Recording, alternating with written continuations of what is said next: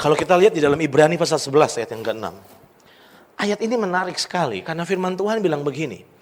Tetapi tanpa iman tidak mungkin orang berkenan kepada Allah. Sebab barang siapa berpaling. Kata berpaling itu bisa gak diganti dengan kata barang siapa datang. Bisa toh? Jadi bicara tentang berpaling itu bicara menghampiri Tuhan. Nah Alkitab bilang sebab barang siapa berpaling kepada Allah. Ia harus percaya bahwa Allah itu ada.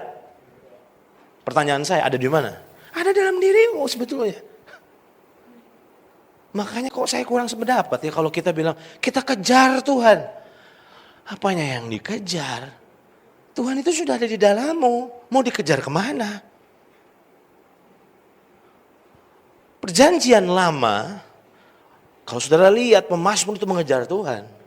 Jelas karena Tuhan belum ada di dalam hidup mereka. Artinya kalau saudara diwahyukan hal ini, setiap kali engkau datang menghampiri Tuhan, ada sebuah kepastian di dalam batinmu. Engkau pasti mengalami dia. Karena apa? Karena dia tidak jauh. Dia tidak pernah tinggalkan kita. Dia selalu ada di dalam diri kita. Nah masalahnya kebimbangan, keraguan itu seringkali menyerang kita. Alkitab bilang gini, sebab barang siapa berpaling kepada Allah, ia harus percaya bahwa Allah itu ada. Konteks kita adalah Allah ada di mana? Ada dalam hidup kita. Saudara pergi ke pasar, dia pergi ke pasar.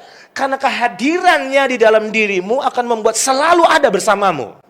Oke? Nah, kalimat selanjutnya memberkati saya. Dan bahwa Allah memberi upah.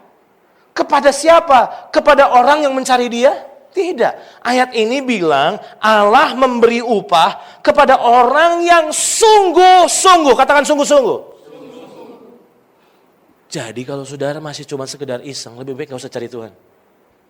Karena setiap kali engkau berkata Tuhan, aku pengen bersekutu dengan Tuhan. Engkau harus punya sebuah tekad kesungguhan di dalam batinmu.